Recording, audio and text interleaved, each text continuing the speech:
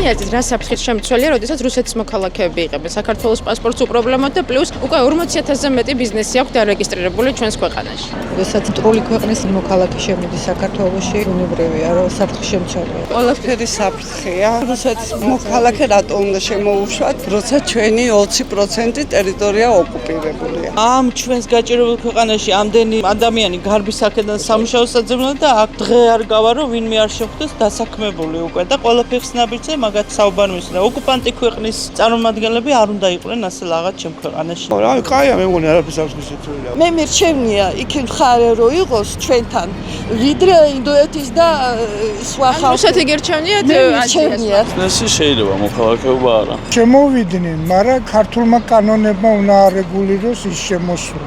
მაგრამ ახლა ჩვენთან ლეგიტიმური ხელისუფლება არ არის. ეს ასიმილაციის პროცესი, რომელსაც რუსეთი ასე აქტიურად ავითარებს, ჩემი აზრით, რუსების ჩამოსახლებით უფრო გაძლიერდება, იმიტომ რომ საკუთარ ბიზნესებს აარსებენ მერე უფრო რუსულ ენაზე ადაპტირდება ქართული ბაზარიც და შესაბამისად უფრო კომფორტულად გრძნობენ თავს და მე უფრო კომფორტულად რო გრძნობენ, უფრო მეტ მიმოდიან საფრთხე დააღვიქვა ბევრი რუსის მიგრაციას. ეს შინაგანად, რა თქმა უნდა, არავის არ მოგწონს, რასაც მოხალხეს ხედავთ და უკვე აგრესია გვიჩნდება. ყველაფერს კარგად ვხედავთ რა ხდება და როგორ.